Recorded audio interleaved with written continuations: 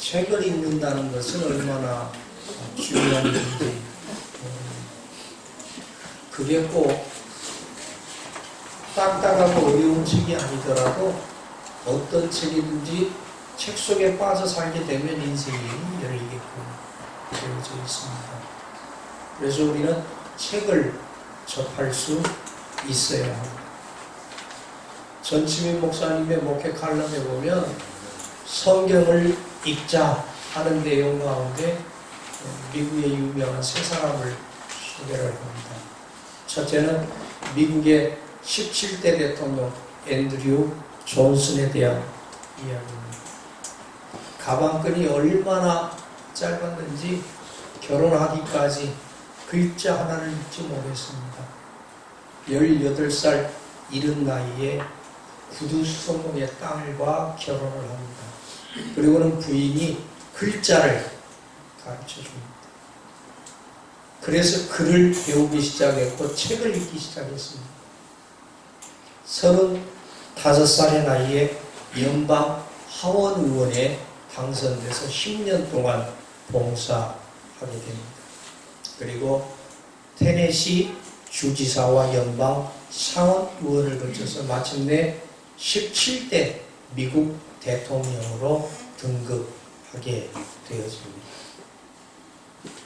제일 큰 업적은요, 1867년에 720만 불이니까 이건 큰 액수도 아닙니다. 그 액수를 주고 알래스카를 미국으로 사들입니다. 또 놀랍게도 앤드류 존슨 시대에 약 20% 이상의 미국의 영토가 늘어나는 기적을 가지고 왔습니다. 여러분이 잘 아는 대통령 가운데 한 사람이 바로 16대 에이브람 링컨 대통령입니다.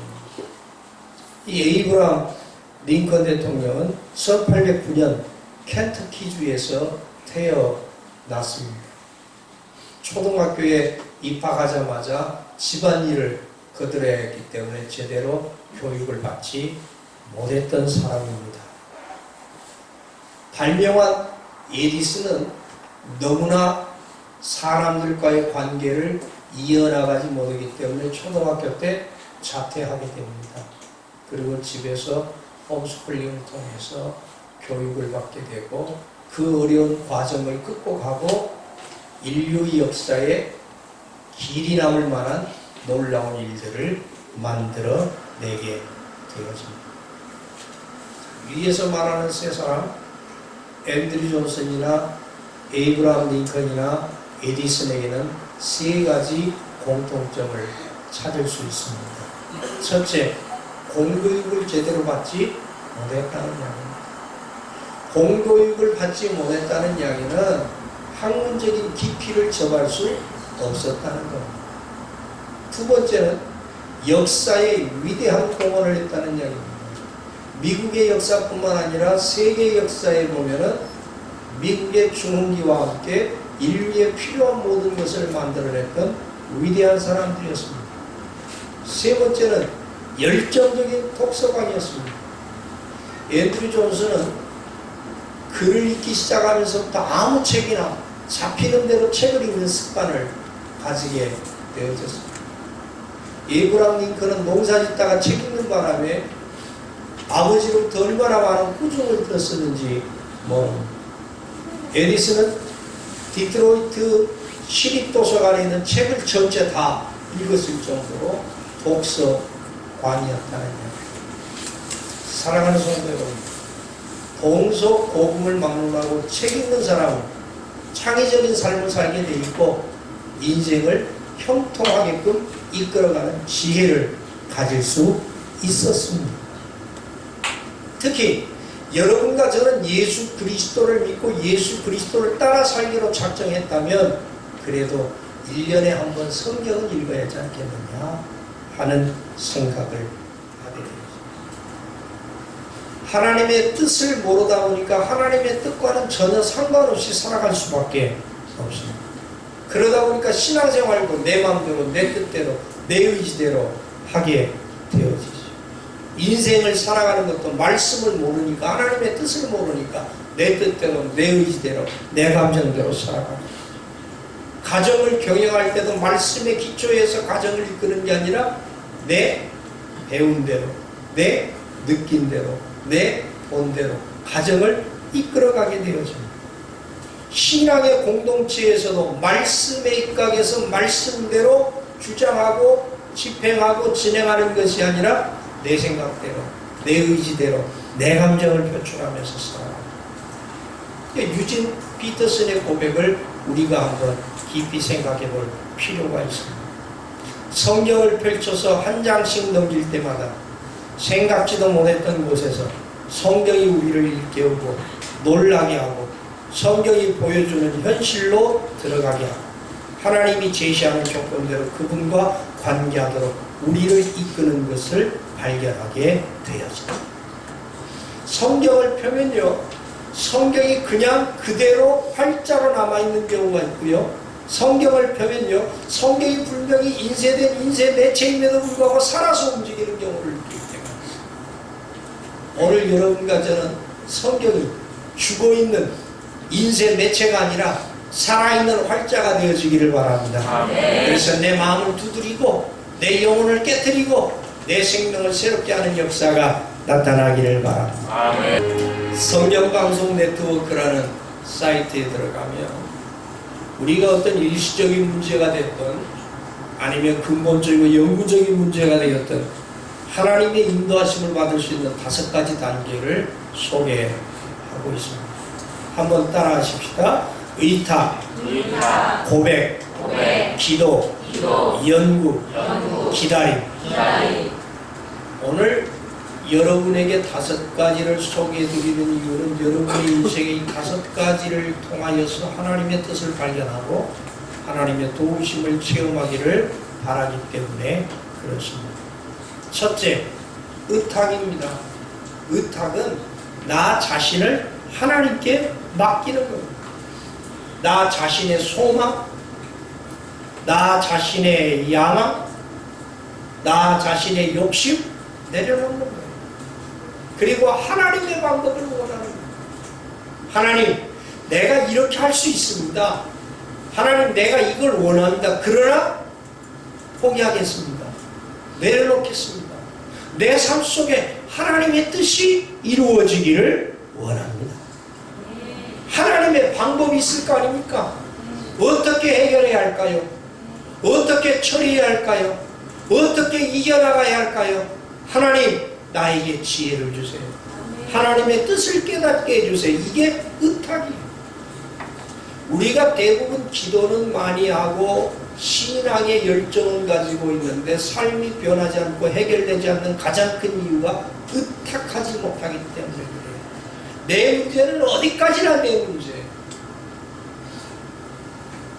어디까지나 내 걱정이에요. 오늘 여러분과 제가 교회를 딱 들어오면요, 예배 드리러 올 때 너희는 마음에 근심하지 말라. 하나님을 믿으니 또 나를 믿으라. 그 말씀을 부여잡고 자리에 앉으면서 하나님께 내놓습니다.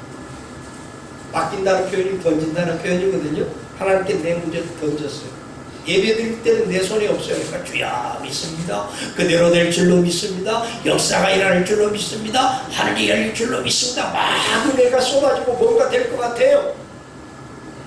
그런데 축도가 마치고 딱 돌아갈 때는 온 매무새를 손본 다음에 뭐부터 두리번 찾냐면 내가 하나님께 맡겼던 내 무거운 짐부터 찾아내요. 주세요. 제가 다시 가져갈게요. 가정의 문제, 가족의 문제, 물질의 문제, 건강의 문제 다시 내가 짊어지고 가요. 그러니까 교회에 왔을 때하고 돌아갈 때하고 변화가 없어요. 언제만 변화되는 시간이냐? 예배드리고 기도할 때만 내게 변화가 일어나죠. 변화가 없어요. 진정한 그리스도인은 나를 내려놓을 줄 알아요. 진정한 그리스도인은 포기할 줄 알아요. 그리고 주께 온전히 맡길 줄 압니다. 아멘. 돌아갈 때는 주님의 뜻만 가지고 돌아가겠다. 아멘. 오늘 여러분 인생이 주님만 보시기를 주의 이름으로 축원합니다. 아멘. 주 하나 되시기를 주의 이름으로 축원합니다. 아멘. 두 번째는 고백. 하나님이 원하시는 것은 내 상한 마음. 상한 마음은 뭐예요? 나의 잘못과 나의 부족과 나의 죄 때문에 내가 가슴 치며 가슴 아파하는 사람들에게는 고백하지 못해도 하나님께는 고백할 수 있잖아요. 하나님, 내 마음에 가장 쓴뿌리가 남아 있습니다. 내 인생에 고치지 못할 뭐가 남아 있습니다. 하나님, 해결해 주옵소서. 그리고 나를 붙잡아 주셔서 변화시켜 주옵소서.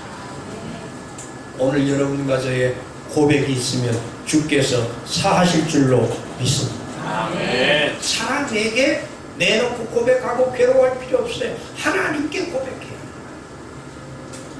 세 번째 우리에게 필요한 건 기도. 하나님 앞에서 하나님의 인도하심을 구하고 하나님께서 나를 붙잡아 주실 것을 바라면서 규칙적으로 나아가요. 사랑하는 성도 여러분, 기도하지 않으면 하나님의 뜻을 모릅니다. 기도하지 않으면 하나님의 마음과 통하지 않습니다. 기도하지 않으면 하나님의 음성을 듣지 못합니다.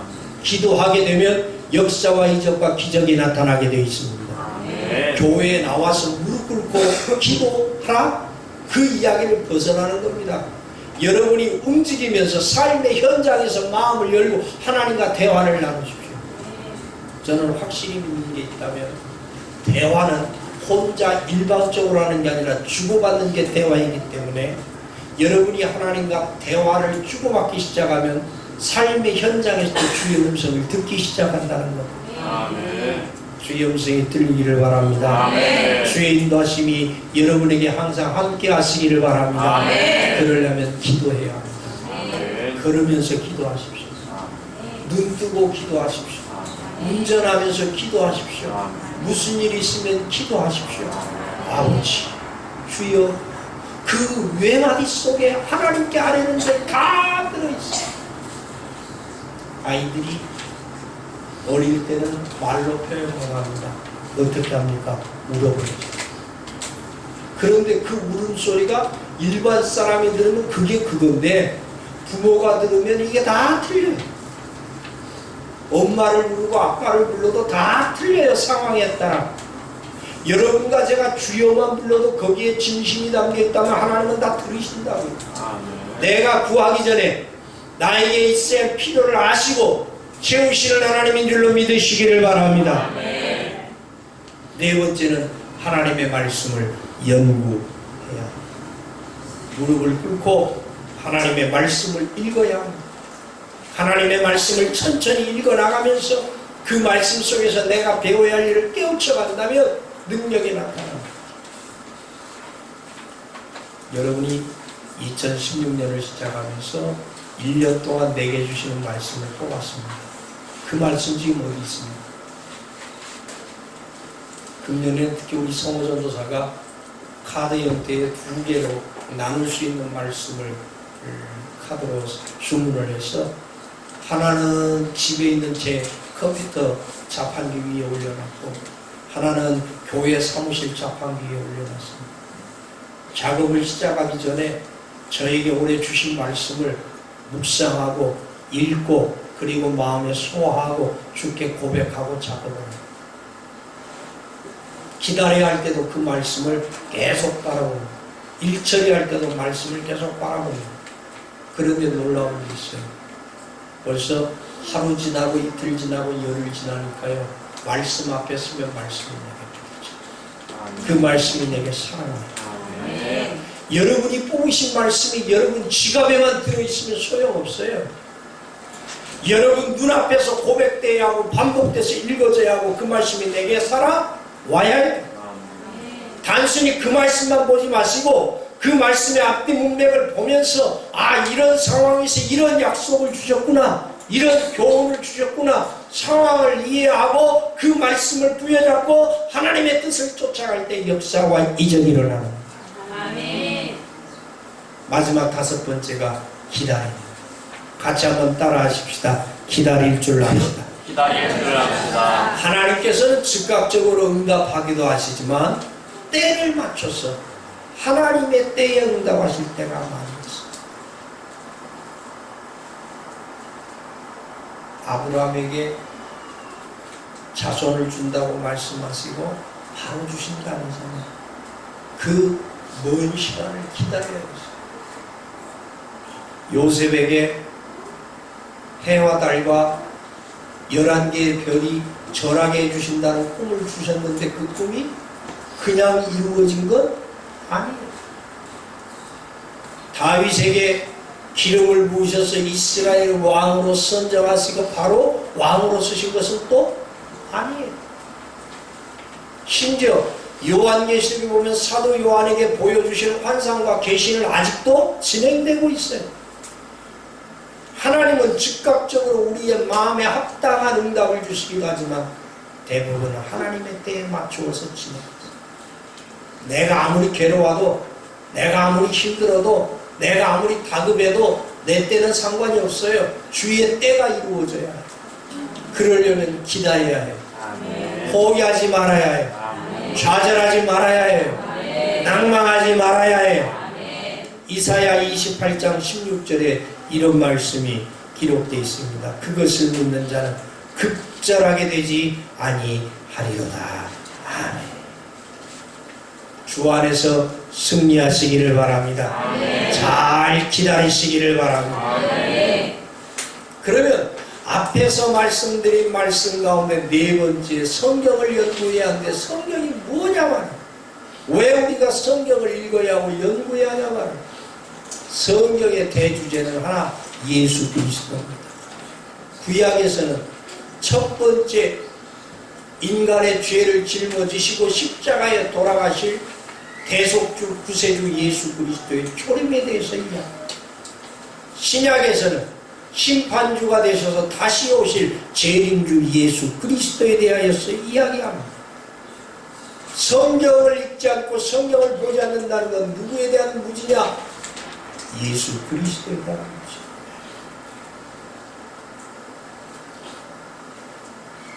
엊그제 마트에 가서 필요한 물건을 사는데 뒤에 한 50대 중반쯤 되는 젊은분이 아들을 데리고 제 뒤에 에스컬레이터를 타고 올라오면서 그런 얘기를, 야, 요새는 교회가 모이는 날짜가 바뀌었더라. 토요일날 예배드려. 그래서 내가 친구하고 만나기로 했다가 못했잖아. 그 이야기를 들으면서 제가 무슨 생각을 했겠어요? 아, 그 친구는 올바른 교회를 가는 친구가 아니라 토요일날 모이는 교회를 가는 친구. 뭐가 잘되고 뭐가 잘못됐는지를 성경에 대하여서 정확히 알지 못하다 보니까 그릇된 믿음을 가지고도 그릇된 줄 모르고, 그러니까 많은 사람이 거기에 또 함몰되게 돼 있어요. 예수가 누구인지 알아야 예수를 믿지요. 하나님이 누구인지 알아야 하나님과의 관계가 형성이 될 거 아닙니까? 예수가 누구고 하나님이 누구고 성령님이 어떤 분인지 알려면 뭐 해야 합니까? 성경 말씀 적어요. 말씀은 살아있습니다. 말씀은 운동력이 있습니다. 말씀은 생명력이 있습니다. 말씀이 여러분 가슴에 떨어지게 하십시오. 말씀이 여러분 인생에 떨어지게 하십시오. 말씀이 꽃을 피워서 기적을 만들어내시기를 주의 이름으로 축원합니다. 더 중요한 사실은 성경은 하나님의 뜻을 알게 한답니다. 하나님의 뜻을 알려면 뭘 봐야 합니까? 역사서 봐도 모릅니다. 철학책 봐도 모릅니다. 요리책 봐도 모릅니다. 뭘 봐야 합니까? 하나님의 뜻이 기록되어 있는 하나님의 말씀을 접해야 하나님의 말씀은 두 가지로 우리의 삶을 지시하십니다. 하나는 하지 말라, 하나는 해라. 예를 들면 어릴 때 제가 제일 많이 들었던 이야기가 이거예요. 저희 어머니가 저보고, 야, 시웅아, 네, 성경은 이런 말씀이 있다. 부모에게 대들고. 어떻게 한다고요? 대들고. 부모에게 욕하고. 어떻게 한다고요? 욕하고. 여러분들이 다 죄가 있는지 말을 못하는. 부모에게 불순종하면 어떻게 한다고요? 욕하고 대들고 불순종하면 하나님이 까마귀를 보내서 눈을 파먹게 하십니다. 성경에 진짜 기록되어 있죠. 저는 어릴 때요, 감히 어머니 마주보지를 못했어요. 감히 어머니의 말대꾸 못했어요. 욱 하려면 속에서 뭐가 떠올라요? 까마귀 날아오고.